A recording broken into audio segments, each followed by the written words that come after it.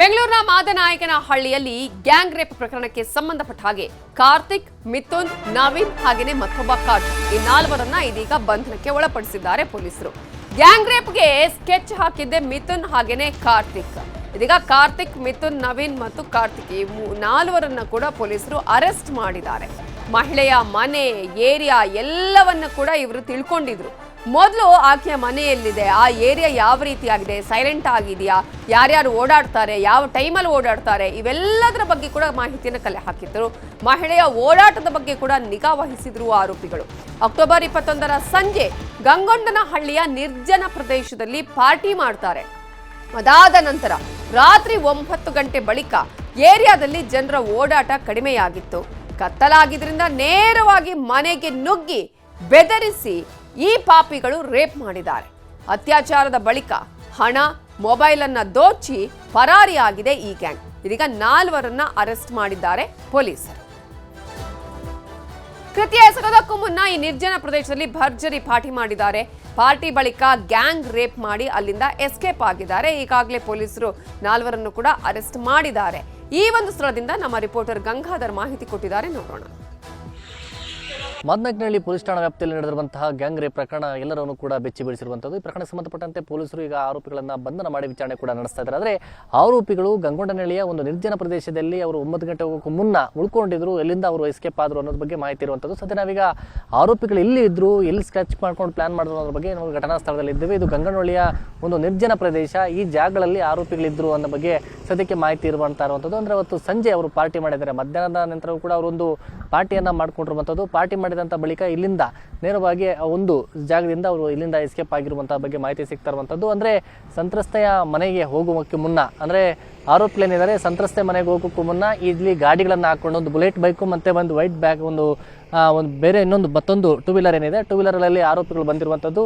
Bat ಚಿಕ್ಕದೊಂದು ದೊಡ್ಡದೊಂದು bat ಮತ್ತು ಚಿಕ್ಕದೊಂದು ಬ್ಯಾಟನ್ನು ಮತ್ತು ಮಾರಕಾಸ್ತ್ರಗಳನ್ನು ಹಿಡಿದು ಆರೋಪಿಗಳು ಇಲ್ಲಿ ಪಾರ್ಟಿಯನ್ನು ಮಾಡಿ ಈ ಜಾಗದಿಂದ ಅವರು ನೇರವಾಗಿ ಸಂತ್ರಸ್ತೆಯ ಮನೆಗೆ ಹೋಗಿರುವಂಥ ಬಗ್ಗೆ ಮಾಹಿತಿ ಸಿಗ್ತಾ ಇರುವಂಥದ್ದು. ಇದಲ್ಲದೆ 2-3 ಕಡೆ ಅವರು ವೆಹಿಕಲ್ ಮೂವ್ಮೆಂಟಿಂದ ಆಗಿದ್ದಾರೆ. ಅಂದರೆ ಸ್ವಲ್ಪ ಲೈಟಾಗಿ ಕತ್ಲಾಗಿ ಜನ, ಅಂದರೆ ಈ ಒಂದು ಮನೆಗಳೆಲ್ಲ ಕೂಡ ಲೇಔಟ್ಗಳಲ್ಲಿ ಇರುವಂಥದ್ದು ಒಂಟಿ ಮನೆಗಳು. ಆದರೆ ಸ್ವಲ್ಪ ಜನ ಓಡಾಡುವಂಥದ್ದೆಲ್ಲ ಕೂಡ ಕಡಿಮೆ ಆದಂಥ ಬಳಿಕ ಆನಂತರ ಆರೋಪಿಗಳು ಪ್ಲ್ಯಾನ್ ಮಾಡಿ ಅನಂತರ ಸಂತ್ರಸ್ತೆಯ ಮನೆಗೆ ಹೋಗಿರುವಂಥ ಬಗ್ಗೆ ಮಾಹಿತಿ ಸಿಕ್ಕಿರುವಂಥದ್ದು. ಆದರೆ ಆರೋಪಿಗಳು ಅಲ್ಲಿಗೆ ಹೋಗೋಕ್ಕೂ ಮುನ್ನ ಮತ್ತು ಅದು ಎಸ್ಕೇಪ್ ಆಗಿರುವಂಥದ್ದು ಈ ಒಂದು ಸ್ಥಳದಲ್ಲಿ ನಿರ್ಜನ ಪ್ರದೇಶಗಳಲ್ಲಿ ಅವರು ಇದ್ರು ಅನ್ನೋದ್ರ ಬಗ್ಗೆ ಒಂದು ಮಾಹಿತಿ ಸಿಕ್ಕಿರುವಂಥದ್ದು. ಸದ್ಯ ಮಾದನಾಯಕನಹಳ್ಳಿ ಪೊಲೀಸರಿಗೆ ಆರೋಪಿಗಳನ್ನ ವಿಚಾರಣೆ ಕೂಡ ಮಾಡ್ತಾ ಇರುವಂಥದ್ದು. ಅದರಲ್ಲಿ ಆರೋಪಿ ಕಾರ್ತಿಕ್, ನವೀನ್ ಮತ್ತು ಮಿಥುನ್ ಈ 3 ಆರೋಪಿಗಳು ಕೂಡ ಡ್ರೈವರ್ ಆಗಿ ಟೆಂಪೋ ಮತ್ತು ಕ್ಯಾಬ್ ಡ್ರೈವರ್ ಆಗಿ ಕೆಲಸ ಮಾಡ್ತಾ ಇದ್ರು.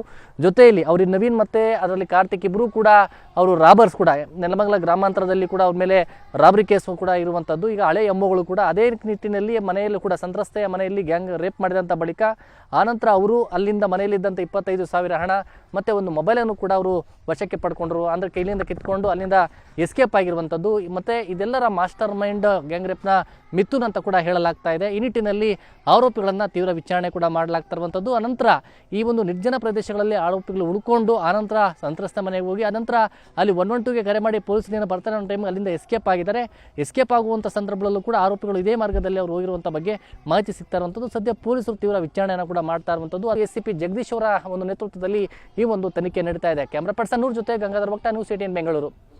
ಬೆಂಗಳೂರಲ್ಲಿ ಡಾಕ್ಟರ್ ಕೃತಿಕಾ ರೆಡ್ಡಿ ಕೊಲೆ ಪ್ರಕರಣಕ್ಕೆ ಸಂಬಂಧಪಟ್ಟ ಹಾಗೆ ಕೊನೆಗೂ ಪೊಲೀಸರ ಮುಂದೆ ತಪ್ಪೊಪ್ಪಿಕೊಂಡಿದ್ದಾನೆ ಕೃತಿಕಾ ರೆಡ್ಡಿಯ ಗಂಡ. ಪತ್ನಿಯನ್ನ ನಾನೇ ಕೊಂದಿದ್ದು ಅಂತ ಹೇಳಿ ತಪ್ಪೊಪ್ಪಿಗೆಯನ್ನ ಕೊಟ್ಟಿದ್ದಾನೆ. ಈಗ ಆತ ಹಲವು ದಿನಗಳಿಂದಲೂ ಸಾಕಷ್ಟು ಡ್ರಾಮಾ ಆಡ್ತಾ ಇದ್ದ. 6 ತಿಂಗಳಿಂದಲೂ ಕೂಡ ತನ್ನ ಪತ್ನಿಯನ್ನ ಕಳ್ಕೊಂಡಿದ್ದೀನಿ, ಆಕೆ ನ್ಯಾಚುರಲ್ ಆಗಿ ಡೆತ್ ಆಗಿದ್ದು ಅನ್ನುವ ರೀತಿಯಾಗಿ ಎಲ್ಲರಿಗೂ ಕೂಡ ಬಿಂಬಿಸಿದ್ದ. ಆದರೆ ಇದೀಗ ತಾನೇ ಆಕೆಯನ್ನ ಕೊಂದಿದ್ದು ಅನ್ನೋದನ್ನ ಕೂಡ ಆತ ಒಪ್ಕೊಂಡಿದ್ದಾನೆ. ಐ ಹ್ಯಾವ್ ಕಿಲ್ಡ್ ಕೃತಿಕಾ ಅನ್ನುವ ಮೆಸೇಜ್ ಅನ್ನ ಆತ ಮಾಡಿದ್ದ.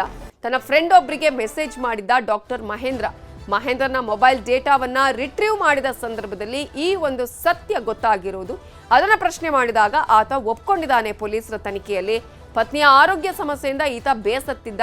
ಡಿವೋರ್ಸ್ ಮಾಡಿದ್ರೆ ತನಗೆ ಏನೂ ಸಿಗಲ್ಲ ಆಸ್ತಿ ಅಂತ ಅಂದುಕೊಂಡು ಈತ ಆಕೆಯ ಹೆಲ್ತ್ ಇಶ್ಯೂನೇ ಮುಂದಿಟ್ಟುಕೊಂಡು ಕೊಲೆಗೆ ಪ್ಲಾನ್ ಮಾಡಿ ಅದರಂತೆಯೇ ಆಕೆಯನ್ನ ಸಾಯಿಸಿದ್ದಾನೆ.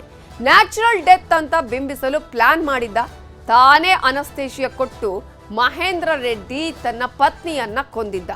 ದೇಹ ತಡೆಯಲಾರದಷ್ಟು ಪ್ರಮಾಣದಲ್ಲಿ ಅನಸ್ತೇಶಿಯಾ ನೀಡಿದ್ದ ಈತ ಇದರಿಂದ ಆಕೆ ಸಾವನ್ನಪ್ಪಿದ್ದಾಳೆ. ಆದರೆ ಆಕೆ ರೋಗದಿಂದ ಸಾವನ್ನಪ್ಪಿದ್ದಾಳೆ ಅಂತ ಹೇಳಿ ಬಿಂಬಿಸಿ ಅದೇ ರೀತಿಯಾಗಿ ನಂಬಿಸಿದ್ದ.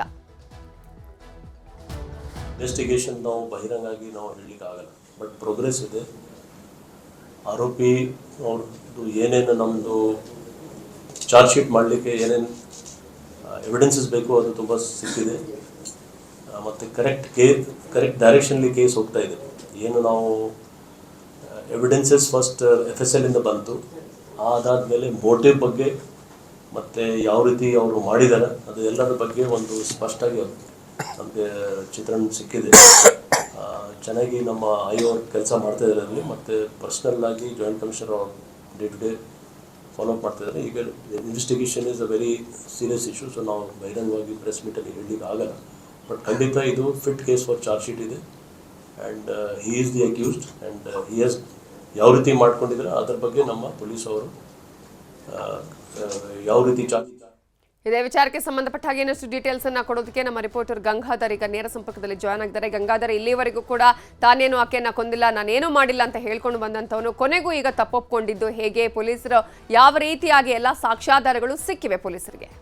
ನವಿತಾ ಜೈನ್ ಮಾರತಳ್ಳಿ ಠಾಣಾ ವ್ಯಾಪ್ತಿಯಲ್ಲಿ ನಡೆದಂತಹ ಡಾಕ್ಟರ್ ಕೃತಿಕಾ ರೆಡ್ಡಿಯ ಕೊಲೆ ಪ್ರಕರಣ ಪೊಲೀಸರು ಬಹಳ ಗಂಭೀರವಾಗಿ ತೆಗೆದುಕೊಂಡಿದ್ರು. ಅದೇ ರೀತಿಯಾಗಿ ಆರೋಪಿ ಮಹೇಂದರ್ ರೆಡ್ಡಿಯನ್ನು 7 ದಿನಗಳ ಕಾಲ ಕಸ್ಟಡಿಗೆ ತೆಗೆದುಕೊಂಡು ವಿಚಾರಣೆ ಮಾಡಿದಂತಹ ಸಂದರ್ಭದಲ್ಲಿ ಕೊನೆಗೂ ಕೂಡ ಆರೋಪಿ ತಪ್ಪೊಪ್ಪಿಗೆಯನ್ನು ಮಾಡಿಕೊಂಡಿರುವಂಥದ್ದು, ಹೌದು ನಾನೇ ಕೊಲೆ ಮಾಡಿದ್ದೇನೆ ಅಂತೇಳಿ. ಆದರೆ ಈ ವಿಚಾರಣಾ ಸಂದರ್ಭದಲ್ಲಿ ವೈಜ್ಞಾನಿಕ ಸಾಕ್ಷ್ಯಗಳನ್ನು ಪೊಲೀಸರು ಕಲೆಕ್ಟ್ ಮಾಡಿದ್ದಾರೆ. ಅದರಲ್ಲಿ ಇಂಪಾರ್ಟೆಂಟ್ ಅಂದರೆ ಈತ ಅನಸ್ತೇಶಿಯವನ್ನು ಖರೀದಿ ಮಾಡಿರುವಂಥದ್ದಾಗಿರ್ಬೋದು, ಮತ್ತು ಪ್ರೊಫೆಫೋಲನ್ನು ಎಲ್ಲಿ ಒಂದು ಅನಸ್ತೇಶಿಯವನ್ನು ಪರ್ಚೇಸ್ ಮಾಡಿದ್ದ ಅಂದರೆ ಖರೀದಿ ಮಾಡಿದ್ದ, ಅದಲ್ಲದೆ ಈತ ಬಳಕೆ ಮಾಡಿರುವಂಥ ಒಂದು ವಿಚಾರಣೆ ಇದೆ. ಅಂದರೆ ಅನಸ್ತೇಶಿಯಾ ಆಕೆಯ ದೇಹ ಪ್ರಮಾಣಕ್ಕೆ ಯಾವುದು ಎಷ್ಟು ಕೊಡಬೇಕು ಅದಕ್ಕೂ ಹೆಚ್ಚಿನ ಪ್ರಮಾಣದಲ್ಲಿ ಆತ ಅನಸ್ತೇಶಿಯಾ ಕೊಟ್ಟಿರುವಂಥ ವಿಚಾರ ಆಗಿರ್ಬೋದು, ಅದನ್ನು ಎವಿಡೆನ್ಸನ್ನು ತೆಗೆದುಕೊಂಡಿದ್ದಾರೆ. ಮತ್ತು FSL ಇಂದ ರಿಪೋರ್ಟ್ ಬರಬೇಕಾಗಿರುವಂಥದ್ದು.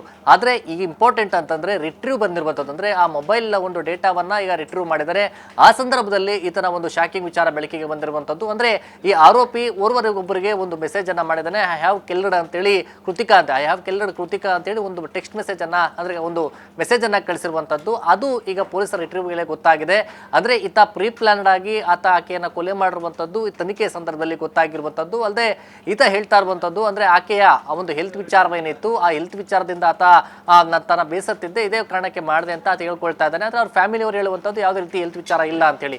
ಆದರೆ ಅದೇ ಹೆಲ್ತ್ ವಿಚಾರವನ್ನು ಇಟ್ಕೊಂಡು ಆಕೆ ಯಾರಿಗೂ ಕೂಡ ಅನುಮಾನ ಬರದ ರೀತಿಯಲ್ಲಿ ಮತ್ತೆ ಸ್ವಲ್ಪವೂ ಅನುಮಾನ ಬಂದರೆ ಅಂದರೆ ಸಾಮಾನ್ಯವಾಗಿ ಆಕೆ ಅದೇ ರೀತಿಯಾಗಿ ಡೆತ್ ಆಗಿದ್ದಾಳೆ ಅನ್ನೋದು ರೀತಿಯಲ್ಲಿ ಬಿಂಬಿಸುವಂಥ ಪ್ರಯತ್ನವನ್ನು ಮಾಡಿ ಆಕೆಗೆ ಅನಸ್ತೇಶಿಯಾ ಕೊಡುವಂಥ ನೆಪದಲ್ಲಿ ಆಕೆ ಡೆತ್ ಆದರೆ ಯಾವುದೇ ರೀತಿ ಮರಣೋತ್ತರ ಪರೀಕ್ಷೆ ಆಗೋದಿಲ್ಲ, ಮರಣೋತ್ತರ ಪರೀಕ್ಷೆ ಆಗಿಲ್ಲ ಅಂತಂದರೆ ಯಾರಿಗೂ ಕೂಡ ಅನುಮಾನ ಬರೋದಿಲ್ಲ ಅನ್ನೋ ರೀತಿಯಲ್ಲಿ ಬಿಂಬಿಸಿ ಅದೇ ರೀತಿಯಾದ ಪ್ರಯತ್ನಕ್ಕೆ ಮುಂದಾಗಿದ್ದ. ಆದರೆ ಅವರ ಸಹೋದರಿ ಅಂತ ಅವರ ಅಕ್ಕ ಏನಿದ್ದಾರೆ, ಅಕ್ಕ ಅವರು ಪೇರೆಂಟ್ಸ್ಗೆ ಒಪ್ಪಿಸಿ ಕೊನೆಗೆ ಮರಣೋತ್ತರ ಪರೀಕ್ಷೆಯನ್ನು ಮಾಡಿಸಿದ್ರು. ಅನಂತರ FSL ರಿಪೋರ್ಟ್ ಬಂದಂಥ ಬಳಿಕ ಇದೆಲ್ಲ ಕೂಡ ಬೆಳಕಿಗೆ ಬಂತು. ಆದರೆ ಆತ ಒಪ್ಕೊಂಡಿರಲಿಲ್ಲ. ಆದರೆ ಈಗ ರಿಟ್ರೀವ್ ರಿಪೋರ್ಟ್ ಆಗಿರ್ಬೋದು ಅಥವಾ ವೈಜ್ಞಾನಿಕ ರಿಪೋರ್ಟ್ ಸಾಕ್ಷ್ಯಗಳನ್ನು ಕಲೆಕ್ಟ್ ಮಾಡಿ ಈಗ ಕೊನೆಗೂ ಕೂಡ ಆರೋಪಿ ಆತ ಕೂಡ ಒಪ್ಕೊಂಡಿರುವಂಥದ್ದು. Navita Jain, thank you Gangadhar ಡೀಟೇಲ್ಸ್ಗೆ.